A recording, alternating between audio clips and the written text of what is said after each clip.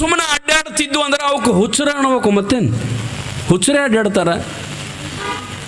ನೀವು ಬಾಗಲಕೋಟೆಗೆ ಹೋಗ್ಬೇಕಾದ್ರೆ ಕೆಲಸ ಇದ್ರೆ ಮಾತ್ರ ಹೋಗ್ಬೇಕು, ಕೆಲಸ ಇರಲಿಲ್ಲ ಅಂದ್ರೆ ನೀವು ಯಾರು ಹೋಗೋದೇ ಇಲ್ಲ, ನೀವು ಯಾರು ಹೋಗಂಗಿಲ್ಲ. ಸುಮ್ಮನೆ ಯಾಕೆ ಹೋಗ್ಬೇಕ್ರಿ, ಟೈಮ್ ವೇಸ್ಟ್ ಆಗುತ್ತದ, ದುಡ್ಡು ವೇಸ್ಟ್ ಆಗುತ್ತದ ಅಂತೀರಿಲ್ಲ. ಹಂಗೆ ಈ ಭೂಲೋಕಕ್ಕೆ ಬಂದಿರಲ್ಲ, ತಾಯಿ ಗರ್ಭದಿಂದ ಈ ಭೂಲೋಕಕ್ಕೆ ಬಂದಿರಲ್ಲ, ಎದುರ ಸಲಗಿ ಬಂದ್ರಿ?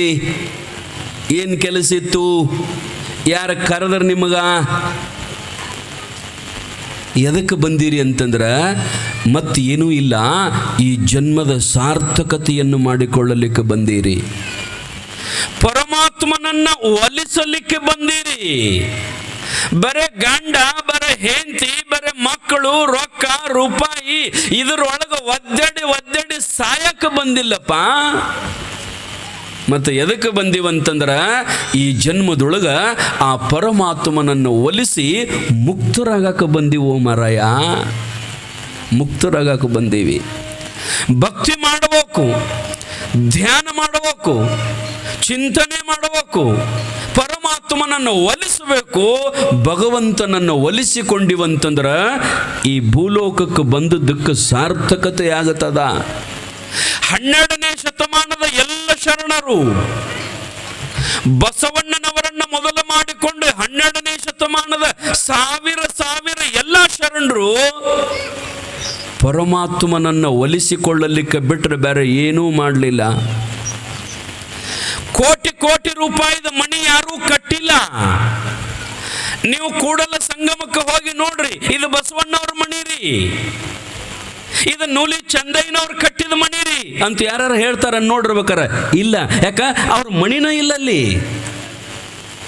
ಬದುಕಿಗಾಗಿ ಶರಣರು ಮನೆ ಕಟ್ಟಲಿಲ್ಲ, ಬದುಕಿಗಾಗಿ ಶರಣರು ರೊಕ್ಕ ಗಳಿಸಲಿಲ್ಲ, ಬದುಕಿಗಾಗಿ ಶರಣರು ಜಮೀನು ಗಳಿಸಲಿಲ್ಲ. ಇನ್ನೇನು ಗಳಿಸಿದ್ರು ಅಂತಂದ್ರ ಪರಮಾತ್ಮನಿಗೆ ಬೇಕಾಗಿರತಕ್ಕಂಥ ಭಕ್ತಿ ಮಾತ್ರವನ್ನು ಗಳಿಸಿದ್ರು. ಆ ಶರಣರು ಭಕ್ತಿ ಮಾತ್ರವನ್ನು ಗಳಿಸಿದ್ರು. ಅದಕ್ಕನೇ ಇವತ್ತು ಕೂಡ ಶರಣರು ಅವರ ಹೆಸರು ಉಳಿದಾವ. ಅದಕ್ಕೆ ನಾವು ಇಲ್ಲಿ ಯಾವುದಕ್ಕೆ ಬಂದೀವಿ ಅನ್ನೋದು ವಿಚಾರ ಮಾಡಬೇಕು. ಸುಮ್ಮ ಬಂದು ಸುಮ್ಮ ಹೋದ್ರೆ ವ್ಯರ್ಥದ. ಅದಕ್ಕೆ ನಿಜಗೊಂಡ್ರು ಹಾಡ್ತಾರಲ್ಲ, ಸುಮ್ಮನೆ ಕಾಲವನ್ನು ಕಳೆದು ಸಾವುದು ಉಚಿತವೇ. ಸುಮ್ಮನೆ ನಾಯಿ ಹುಟ್ಟಿದಂಗೆ ಹುಟ್ಟೋದು, ನಾಯಿ ತಿರುಗಿದಂಗೆ ಸುಮ್ಮ ತಿರುಗೋದು. ನಾವು ಅವತರಗತೆ ಮಾಡಿದ್ರೆ ಅವಕ್ಕೆ ನಮಗೆ ಏನು ವ್ಯತ್ಯಾಸ ಅದ? ನಾಯಿಗೆ ದೇವರ ಧ್ಯಾನ ಮಾಡಕ್ಕೆ ಬರಂಗಿಲ್ಲ, ನಾಯಿ ನರಿ ಹಂದಿ ಕತ್ತಿ ಪುರಾಣ ಪ್ರವಚನಕ್ಕೆ ಬರಂಗಿಲ್ಲ, ಮುಂಜಾನೆ ಎದ್ದು ಕೂಡಲೇ ಜಳಕ ಮಾಡಿ ದೇವರಿಗೆ ಊದಿನ ಕಡ್ಡಿ ತಗೊಂಡು ಹೋಗಂಗಿಲ್ಲ ನಾಯಿ ನರಿ ಹಂದಿ. ಆದ್ರೆ ಮನುಷ್ಯರು ಮಾತ್ರ ಹೋಗ್ತಾರ, ಮನುಷ್ಯರು ಮಾಡ್ತಾರ. ಅದಕ್ಕೆ ಮತ್ತು ನಾವು ಮನುಷ್ಯರಾಗಿ ಹುಟ್ಟಿವು ಪರಮಾತ್ಮನ ಧ್ಯಾನ ಮಾಡಲಿಲ್ಲ ಅಂತಂದ್ರೆ ಆ ಪಶು ಪಕ್ಷಿ ಪ್ರಾಣಿಗಳಿಗಿಂತಲೂ ಈ ಜನ್ಮ ಕಡಿ ಆಗ್ತದ ರೀ, ಕಡಿ ಆಗ್ತದ. ಅದಕ್ಕೆ ನಾವು ಇಲ್ಲಿ ಹುಟ್ಟಿದ್ದು ಬರೇ ಗಂಡಗೆ ಮಾಡ್ಕೊಳಕ್ಕಲ್ಲ, ಬರೇ ಮಕ್ಕಳ ಹಡ್ಯಾಕಲ್ಲ, ಬರೇ ಆಸ್ತಿ ಗಳಿಸಕ್ಕಲ್ಲ. ಈ ಜನ್ಮದಲ್ಲಿ ಇದೇ ಚರ್ಮ ಚಕ್ಷುವಿನಿಂದ ಪರಮಾತ್ಮನನ್ನು ಕಾಣುವಂಥದ್ದು ಮಾಡಬೇಕರಿ ಮನುಷ್ಯ. ಅಂದಾಗ ಜನ್ಮದ ಸಾರ್ಥಕತೆ ಆಗುತ್ತದ. ನಿಮ್ಗೆ ಗೊತ್ತಿರಬೇಕು, ಒಬ್ಬ ರಾಜರ ಆಸ್ಥಾನದೊಳಗೆ ಒಬ್ಬ ಕುದುರೆ ತಿಕ್ಕುತ್ತಿದ್ದಂತ. ಕುದುರೆ ಸೇವಾ ಮಾಡ್ತಿದ್ದ. ರಾಜರು ಒಬ್ಬೊಬ್ಬರಿಗೆ ಒಂದೊಂದು ಕೆಲಸ ನೇಮಿಸಿರ್ತಾರೆ ನೋಡ್ರಿ.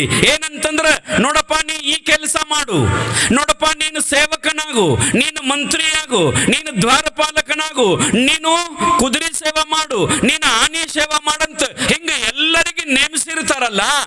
ಒಬ್ಬ ವ್ಯಕ್ತಿಗೆ ಕುದುರೆ ಸೇವಾ ಮಾಡಕ್ಕೆ ಹಚ್ಚಿದ್ರು.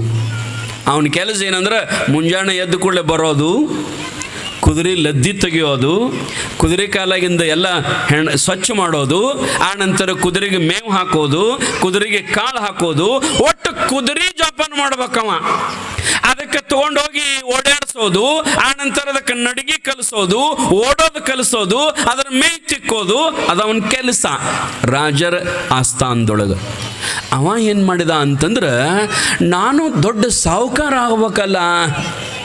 ನೋಡ್ರಿ, ಆ ಹುಡುಗರು ತೋರಿ ಗದ್ದಲ ಮಾಡಿಸ್ಬೇಡ್ರಿ. ಇಲ್ಲಾರ ನಾಳಿಂದ ಯಾರು ಹುಡುಗರು ಬರಬೇಡ್ರಿ, ಹುಡುಗರನ್ನ